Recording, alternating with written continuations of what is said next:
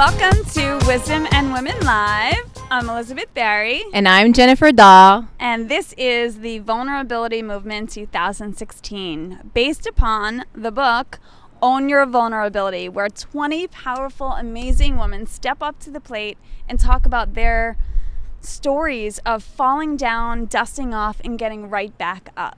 So inspiring. And we'd like to start off today by asking you a question. Yeah, and the question is based on our topic, which is active listening, which most of us don't do. So we're going to work on that today. Yeah, so let's talk about that. But first, I want to ask you, are you listening to others at the cost of yourself? Yeah. Let that sink in for a little moment. Ask it again. Are you listening to others at the cost of yourself?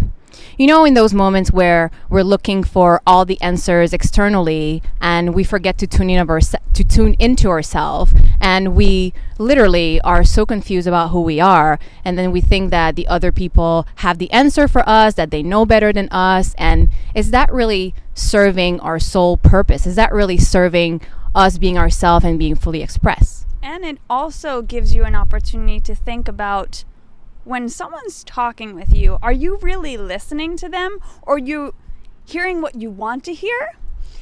In addition to, are you just waiting to respond? You waiting to react or waiting to respond? So I think, a lot of us don't listen. A lot of us are just hearing, and we hear what we want to hear. We're hearing literally what we want to hear, and then reacting and then responding to that. And I think that active listening is a great ritual for all of us to take in and to remember to truly have patience, truly have awareness, and to live in the moment when someone else is speaking, and you have the chance to really listen.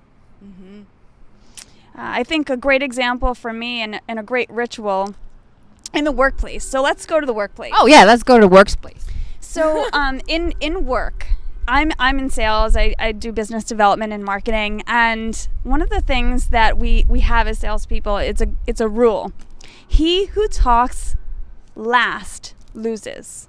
So think about that. He talks last loses. And what that means is that when you're in a business meeting, and you've seen this and you've done this, and this is a way for you to actually catch yourself.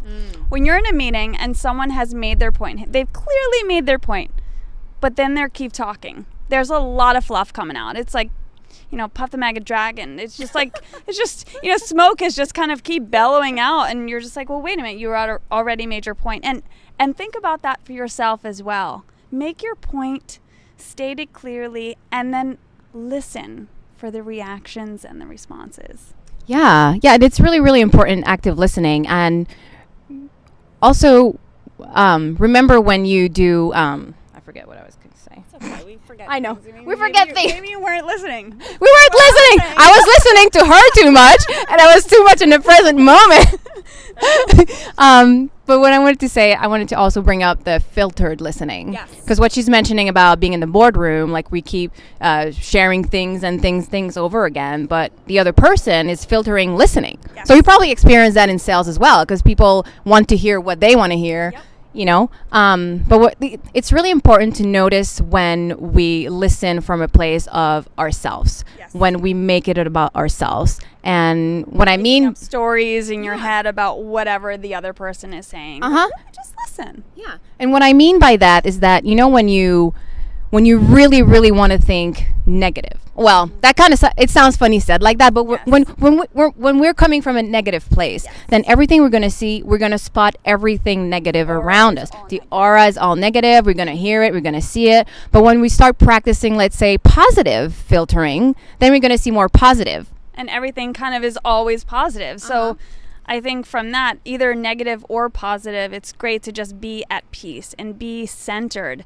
There's a great thing to realize about listening. It's just pay attention, and I think there's a quote that I heard. The one thing about, what is it? There's a voice that doesn't use words. Listen. That's that voice. Mm-hmm.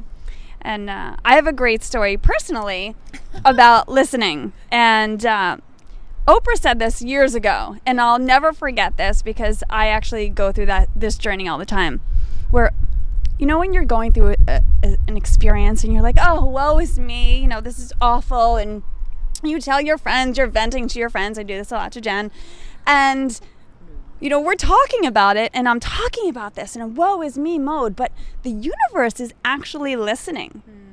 And it's throwing little pebbles at you, and then you're not paying attention. You're not listening. You're just going to keep going, and you're venting, and you're explaining things, and yada, yada, yada. And then all of a sudden, the universe is like, okay, she's not listening. So I'm going to throw some rocks at you. So you don't hear the rocks. You keep going. You keep venting. All of a sudden, the universe just starts throwing big boulders at you. And that's when you start to say, hey, wait a minute.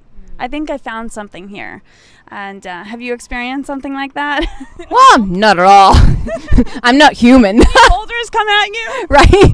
Well, I'll share one, you know, and it's a really, really great analogy and quote. And, you know, it's so true. Like sometimes we just don't want to see the truth. We just don't want to look at ourselves in the mirror, and we don't want to listen to ourselves because we want what we see to be so true and so real and so forever. We want it to happen so bad, and it doesn't work. Yeah. You know, in my past relationship, it was like that. You know, I was starting to do things without my ex, and you know, it's not cool. It's not cool. At least for me, that's not my standard. And it's when it started to happening, I'm like, whoa, Jen, Boulder, what are you doing?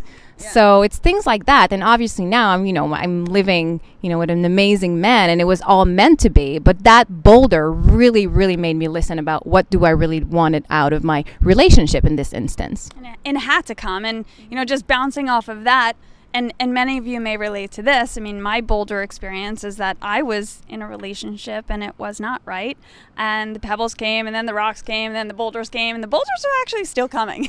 Maybe it's gonna be Stonehenge. I need to be in Stonehenge, or someone needs to just like shoot me up into the universe for like an asteroid storm for me to really hit that. So I think that you might be in a place of that sense too, where it's okay if the boulders keep hitting you, but you know what? You don't have to get beat up over it all. And it's just really a great opportunity to feel the boulders and be at peace with it, and really, really take some time. There's a chapter in the book on your vulnerability. It's chapter 3 from Heather Corey, and her chapter is called Listen.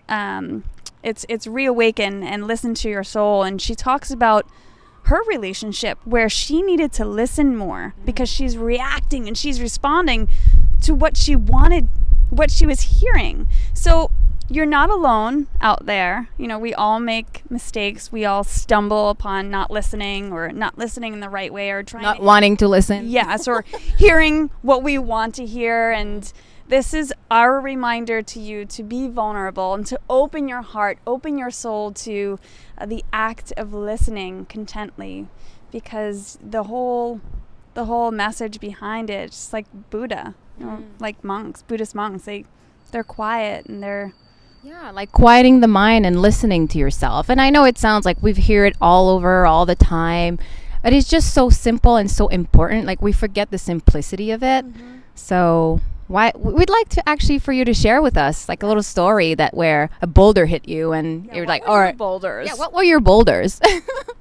And I think that's a wrap. I mean, I honor you for your comments and your vulnerable moments, but tell us what your boulders were so that we know that we're not alone, and you and all of our wonderful wisdom that are listening and watching know that they're not alone as well. So please share your comments on our Facebook group, Wisdom in Women, and you can use the hashtag The Vulnerability Movement 2016. I'm Elizabeth Barry. And I'm Jennifer, and thank you so much for being with us. And we'll see you next time. Cheers.